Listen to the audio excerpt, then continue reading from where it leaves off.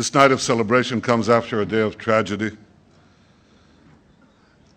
In Kiryat Arba, near Hebron, the city of our forefathers, young Hallel Yafa Ariel, 13-year-old,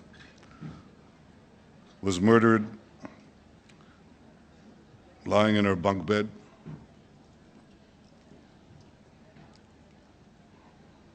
What makes someone slit the throat of a child? It's not the quest for peace. It's the mind of flooded with hate and incitement, an ideology that says this child is not a human being. And this ideology of hate was manifested again when another would-be murderer knifed two Israelis in Netanyahu, a few miles from here.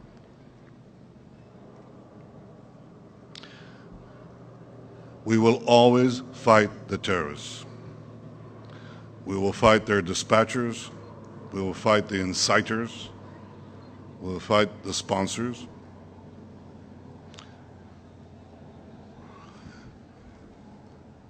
You do battle with terrorism by fighting the terrorists and those who back them. This is our position. This is the American position. And I repeat it here on this day, the 4th of July, which also commemorates the 40th anniversary of the rescue at Entebbe, in which we fought terrorism. And we received much support. I was in the United States at the time and learned of my brother's death when he led the rescue party at the old terminal in Entebbe. But I remember the support of the American people. That hasn't changed. It's grown. And the support of successive governments, that's grown. And I want to use this opportunity as we celebrate the 4th of July to thank President Obama, Vice President Biden, Secretary Kerry, with whom I just spent a fruitful day in Rome, to reaffirm again that our greatest alliance, our most basic alliance, is with the United States of America.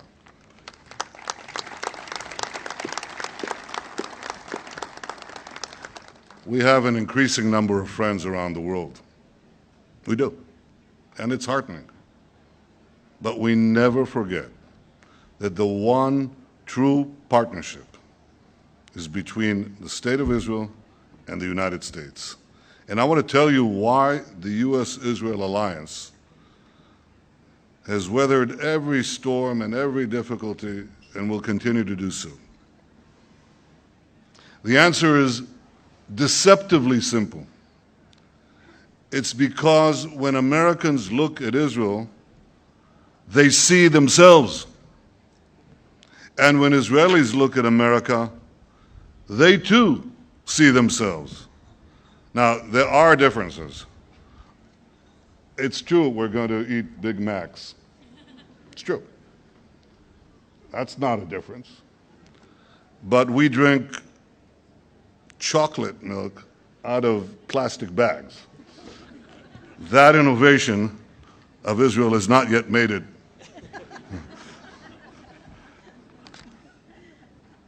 But the foundational ethos of our two nations is nearly identical. It's the reason the American founders thought of putting Moses on the national seal. In fact, the image of Moses is in the U.S. Congress. Moses, Moshe. I think Washington and Herzl would get along quite well.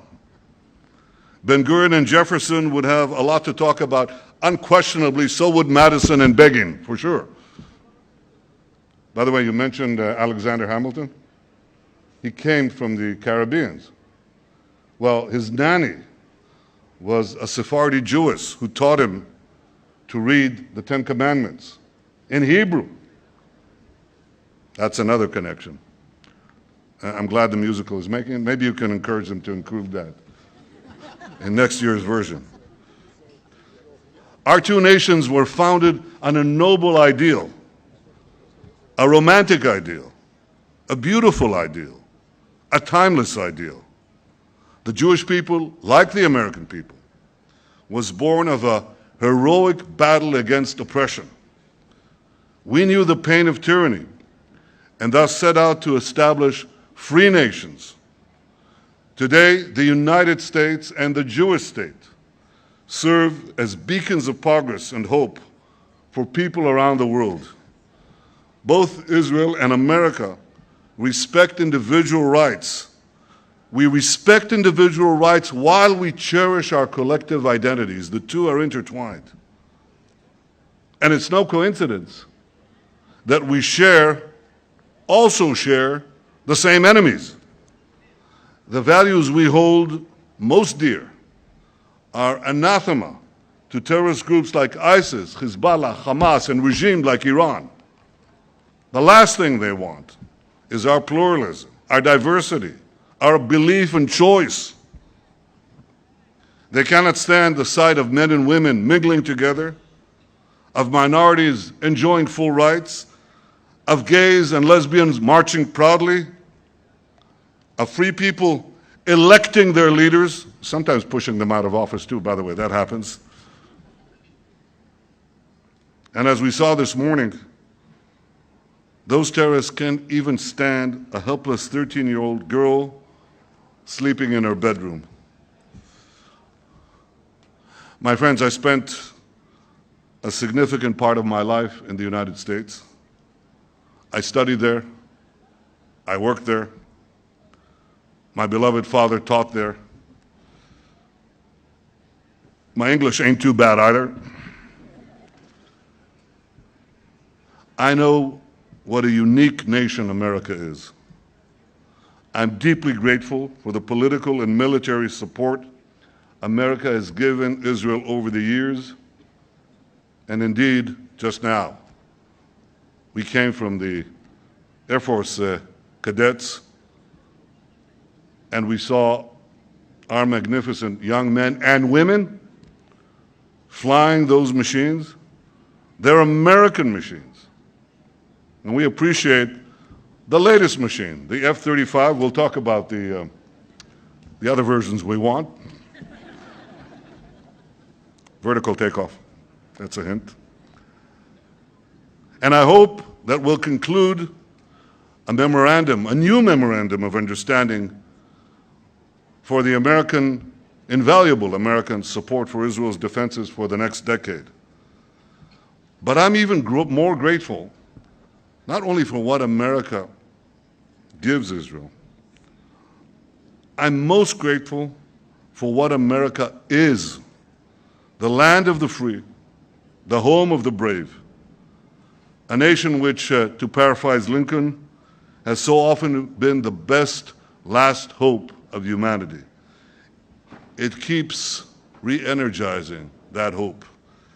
America has made this world a much better place. It has provided more opportunity for more people than any other country in the history of the world. Tonight, I join you in celebrating America. Sarah joins me and all of you in celebrating America. I admire your history.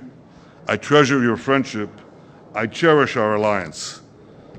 When America is denigrated by some abroad, I want each and every one of you to know that Israel stands with America, shoulder to shoulder, through thick and thin. We are here for you as you are here for us. Thank you and happy 4th of July. God bless America.